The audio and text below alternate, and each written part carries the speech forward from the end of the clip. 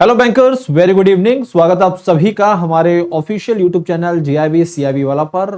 शाम के 8 बज चुके हैं और हम आपके लिए इंपॉर्टेंट टॉपिक सीरीज के साथ हाजिर हैं।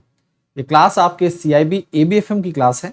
सीआईबी एग्जाम दिसंबर मंथ में शेड्यूल्ड हैं और उस नज़रिए से आपकी प्रिपरेशन को और तूफानी बनाने के लिए हमारी पूरी टीम आपके लिए इंपॉर्टेंट टॉपिक सीरीज ला रही है।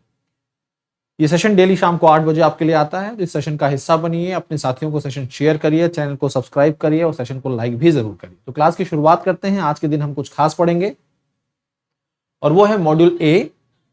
Module A the management process का एक important topic, controlling and its function. देखिए, जब भी हम मैनेजमेंट की बात करते हैं तो मैनेजमेंट का लास्ट फंक्शन है कंट्रोलिंग। उसी से संबंधित आज का सेशन है।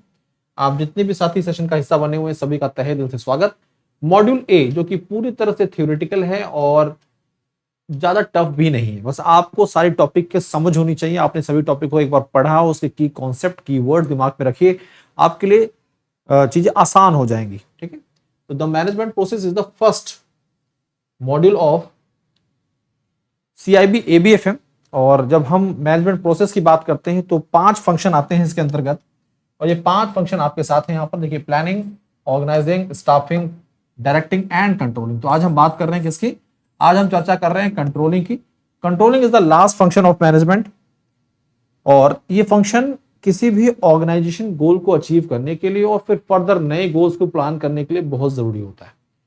उसी के बारे में यहाँ पर बेसिक जानकारी दी गई है। शुरुआत करते हैं। Controlling is the last function of management process which involves other functions of planning, organizing, staffing and directing। अब देखिए, आप किस चीज को कंट्रोल करने की कोशिश कर रहे हैं, वो फंक्शंस जो कि एक ऑर्गेनाइजेशन में परफॉर्म हो रहे हैं।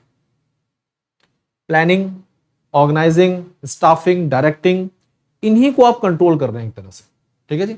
तो controlling function involve all these functions. अब within an organisation controlling process refers to a method. ये किसके बारे में बता रहा है? एक मेथड के बारे में जानकारी दे रहा है। That can be implemented to check whether or not certain criteria are being met. देखिए, ऑर्गेनाइजेशन के द्वारा जो स्टैंडर्ड सेट किए गए हैं, जो क्राइटेरिया सेट किए गए हैं, कंट्रोलिंग प्रोसेस के तहत ये फंक्शन इंश्योर करता है कि वो जो क्राइटेरिया सेट किया गया है ऑर्गेनाइजेशन के द्वारा, उसे ऑर्गेनाइजेशन अपनी एक्टिविटीज एंड ऑपरेशंस के माध्यम से अचीव कर रहा है कि नहीं कर रहा है। यानी कि स्टैंडर्ड्स जो भी सेट किए गए हैं, एक्चुअल परफॉर्मेंस उनसे मैच कर रही है कि नहीं कर रही है, और अगर कुछ डेविएशन है तो रीजंस क्या है उस डेविएशन के, उसे करेक्ट करना और फिर फर्दर नई प्लानिंग में उन बातों का ध्यान रखना, ये कंट्रोलिंग फंक्शन के तहत आता है। किसी भी ऑर्गेनाइजेशन के लिए अपने गोल्स को, अपने ऑब्जेक्टिव को सफलतापूर्वक अचीव करने के लिए कंट्रोलिंग फंक्शन बहुत ही महत्वपूर्ण है, बहुत ही इंपॉर्टेंट है। कंट्रोलिंग फंक्शन जितना इफेक्टिव होगा, जितना एक्यूरेट होगा, organisation goal within the time frame achieve होंगे। The controlling function determines the degree to which actual performance varies from the predetermined benchmarks. अब देखिए, यही बात की गई थी। तो कंट्रोलिंग फंक्शन के तहत कंपनी के द्वारा, जो भी ऑर्गेनाइजेशन है उसके द्वारा कुछ अपने सेट स्टैंडर्ड्स तय किए गए हैं कि हमें जो भी एक्टिविटीज, जो भी ऑपरेशंस होंगे वो इन स्टैंडर्ड्स पर होनी चाहिए। बट जो एक्चुअल परफॉर्मेंस है वो जरूरी नहीं है कि उन स्टैंडर्ड पर मेल खाएं। तो जो डेविएशन है वो डेविएशन पता करने की कोशिश करते हैं कि एक्चुअल परफॉर्मेंस और स्टैंडर्ड जो गाइडलाइंस हैं उनमें कितना डेविएशन आ रहा। अगर डेविएशन है तो क्यों है, इसको भी करेक्ट करना जरूरी है और फिर फर्दर जब नए गोल्स तैयार किए जाए तो उन बातों का ध्यान रखा जाए। ठीक है साथियों, it is essential to the success of an organization that the management control function is carried out in accurate and efficient manner। तो ये किसी भी संस्था के लिए, किसी भी ऑर्गेनाइजेशन के लिए बहुत जरूरी होता है कि जो भी मैनेजमेंट फंक्शन है, जो भी कंट्रोलिंग फंक्शन है, वो एक्यूरेट और एफिशिएंट मैनर में हो और ये फंक्शन एक तरह से ऑर्गेनाइजेशन के गोल्स को सफलतापूर्वक अचीव करने में काफी मदद करता है। ये हमें बताता है कि जो हमारे सेट स्टैंडर्ड्स हैं, एक्चुअल परफॉर्मेंस उनसे कितना डेविएट कर रही है और उसे करेक्ट करना जरूरी है। अब कैरेक्टरिस्टिक्स क्या है कंट्रोलिंग फंक्शन की, इनको भी समझना और जानना जरूरी है। Characteristics, the following are the characteristics controlling is beneficial to the accomplishment of organisation goals. देखिए, किसी भी ऑर्गेनाइजेशन के जो गोल्स हैं उनको अकम्प्लिश करने के लिए, कंप्लीट करने के लिए कंट्रोलिंग फंक्शन बहुत जरूरी है। कैसे कैसे अब ऑर्गेनाइजेशन ने सेट कर रखा है कि हमें इतना रेवेन्यू जनरेट करना है, हमें इतने प्रोडक्ट को सेल करना है, यानी कि एक तरह से हमारे टारगेट सेट है। अब कंट्रोलिंग फंक्शन के तहत हम ये जानेंगे कि जो हमारे टारगेट सेट है क्या हम उसको अचीव कर पा रहे हैं। डेविएशन है तो डेविएशन क्यों है, द रीजन बिहाइंड इट। ठीक है, the procedure makes the most efficient use of available resources. अब इसका क्या मतलब है यहां पर कि कंट्रोलिंग फंक्शन के तहत हम इस चीज को पता करते हैं कि भाई जो भी अवेलेबल रिसोर्सेज हैं ऑर्गेनाइजेशन में उनका कितना बेहतर तरीके से इस्तेमाल हो रहा है, वो कितना बेहतर तरीके से इस्तेमाल में आ रहे हैं। कंट्रोलिंग, अब देखिए आपके दिमाग में यहां पर बात आएगी कि रिसोर्सेज का, अब देखिए रिसोर्सेज का एलोकेशन,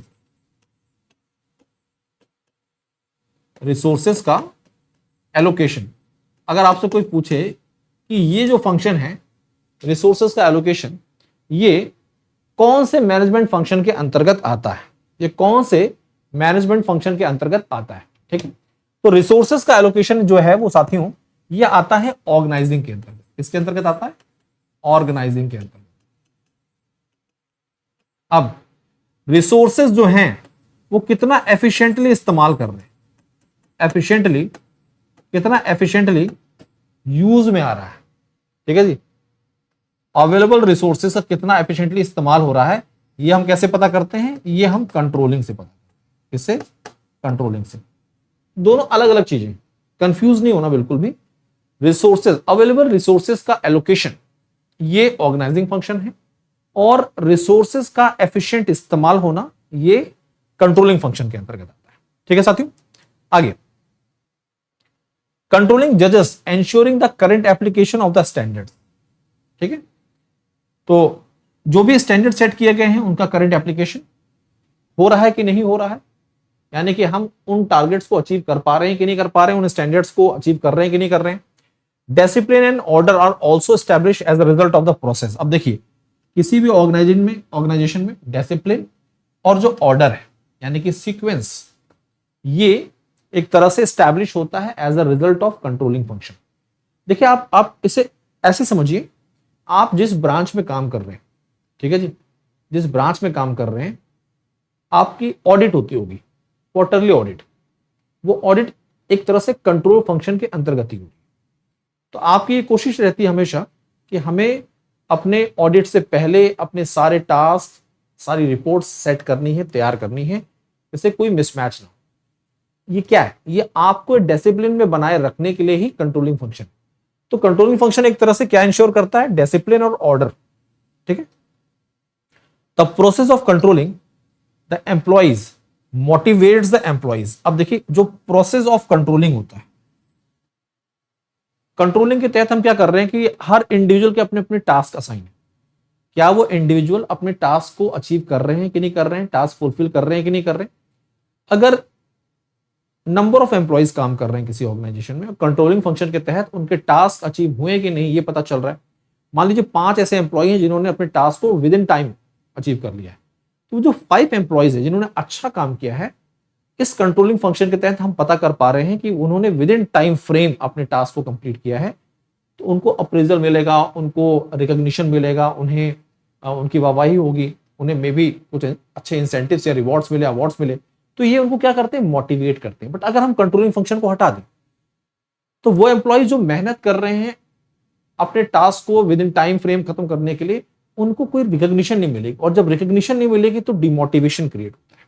ठीक है, तो कंट्रोलिंग फंक्शन जो है ये एम्प्लॉइज में मोटिवेशन भी लाता है and boost employ morale which in turn leads to increased effort. इससे क्या होगा? जो एम्प्लॉइज हैं वो अपने एफर्ट को बढ़ाएंगे और लेबर को, जिसकी मदद से ऑर्गेनाइजेशन अपने गोल्स को अचीव कर पाए। ठीक है साथियों, आगे एडवांटेज क्या है controlling function? The management function of controlling provides the following advantage to the organisation. किसी भी ऑर्गेनाइजेशन को कंट्रोलिंग फंक्शन के बहुत सारे फायदे हो सकते हैं। सबसे पहला, असिस्ट इन अकम्प्लिशिंग ऑर्गेनाइजेशन गोल। सबसे पहला काम क्या होता है? कंट्रोलिंग फंक्शन क्या करता है? वो असिस्ट करता है कि ऑर्गेनाइजेशन गोल जो है वो अकम्प्लिश्ड हो, खत्म हो सही समय पर, फुलफिल, है ना। Helps in minimising error.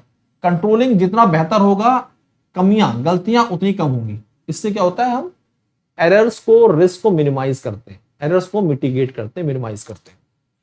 Making efficient and effective use of resources, जो भी अवेलेबल रिसोर्सेज है उनका बेहतर इस्तेमाल करना, इफेक्टिव और एफिशिएंट इस्तेमाल होना। वैलिडेट्स एक्यूरेसी ऑफ स्टैंडर्ड्स, अब जो भी स्टैंडर्ड सेट किए गए हैं उनके हिसाब से टास्क परफॉर्म हो रहे हैं कि नहीं हो रहे, ठीक है, इसे सेट करना, बताना। इंप्रूव्स ऑर्डर एंड डिसिप्लिन, इसके बारे में हम पढ़ चुके हैं कि भाई प्रॉपर कंट्रोलिंग फंक्शन जो है वो किसी भी ऑर्गेनाइजेशन में डिसिप्लिन एंड ऑर्डर को एस्टैब्लिश करता है। Results in better coordination with the organisation, simplifies supervision, तो सुपरविजन को ये सरल बनाता है। And helps in delegation and decentralisation, तो ये देखिए यहां पर बहुत से लोग कंफ्यूज होंगे, अगर एग्जाम में पूछा जाए कि नीचे दिए गए ऑप्शन में से बताइए कौन सा फंक्शन है जो कि कंट्रोलिंग का करेक्ट एडवांटेज नहीं है।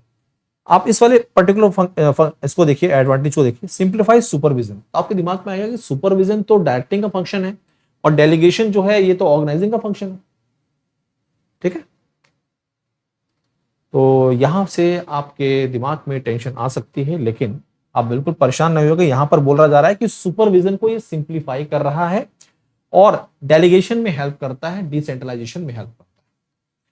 It provides feedback for data improvement. देखिए अब कंट्रोलिंग फंक्शन के तहत टाइप्स ऑफ कंट्रोल मैनेजमेंट आते हैं। कोई भी टास्क कंप्लीट होता है उसके बाद फीडबैक रिसीव किए जाते हैं, फीडबैक के आधार पर हम एरर्स को मिनिमाइज करते हैं और नए गोल्स को सेट करते हैं।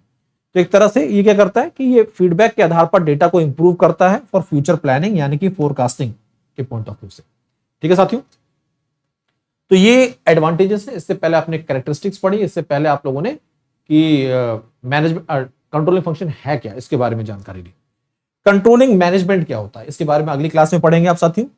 आज के सेशन में अभी के लिए इतना ही, लेकिन अब बहुत ही खास बात है और वो है डबल बेनिफिट सेल ऑफर। आज आखिरी दिन है, 16 तारीख है, 16 जुलाई, 12 जुलाई से ये ऑफर शुरू हुआ था।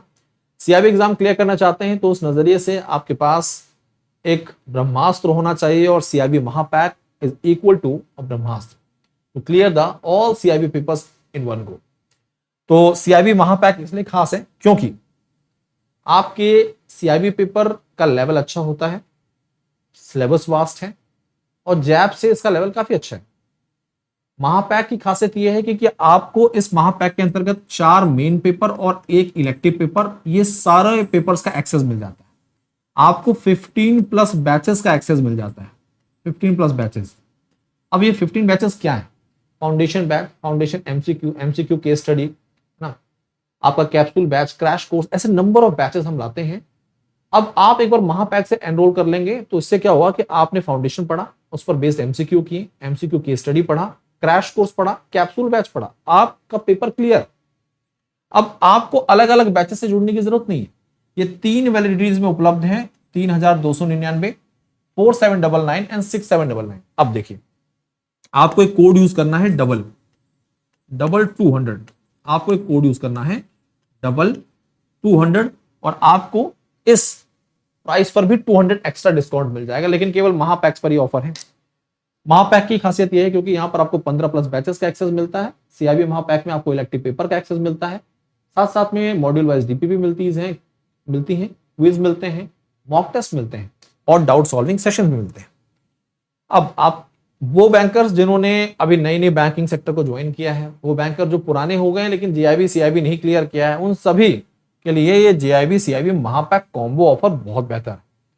एक साल में आप जीआईबी सीआईबी दोनों पेपर क्लियर कर सकते हैं। हमारी टीम के साथ जुड़कर, वेल एक्सपीरियंस टीम है हमारी। 2 वैलिडिटीज में उपलब्ध है, 5299 और 7199 2 इयर्स का। 200 कोड है, इसकी मदद से आपको और एक्स्ट्रा डिस्काउंट मिल जाता है। सीआईबी फाउंडेशन 2.0 बैच आ चुका है 2299 में। सीआईबी फाउंडेशन बैच के साथ आप जुड़े हैं तो बहुत अच्छी बात है, क्योंकि ये आपके कॉन्सेप्ट को क्लियर करता है, कॉन्सेप्ट बिल्डिंग बैच है। इंडिविजुअल पेपर्स के साथ जुड़ना चाहते हैं तो मात्र 599 का इंडिविजुअल पेपर आपको एक्सेस मिल जाएगा 599 का, ठीक है साथियों। और अगर हम चर्चा करें तो आप इलेक्टिव पेपर के साथ भी हमारे साथ जुड़ सकते हैं। इलेक्टिव पेपर आपके लिए सीआईबी रूरल बैंकिंग और सीआईबी एचआरएम, देखिए ये सब एचआरएम का 799 में है, रूरल बैंकिंग का 599 में वीडियो कोर्स है, सेंट्रल बैंकिंग 799 में है और CIB रिस्क मैनेजमेंट आपका 599 में अवेलेबल है। साथियों, ये मेरा टेलीग्राम चैनल है जैब_कैब बाय भास्कर सर। इसके साथ जुड़कर आप किसी भी प्रकार की कोई भी क्वेरी है बेफिक्र होकर अपने सवालों को पूछ सकते हैं। आज के लिए, अभी के लिए इतना ही। धन्यवाद। पढ़ते रहिए, आगे बढ़ते रहिए और सेशन को लाइक करने के साथ साथ में अपने साथियों को जरूर शेयर करें। Thank you.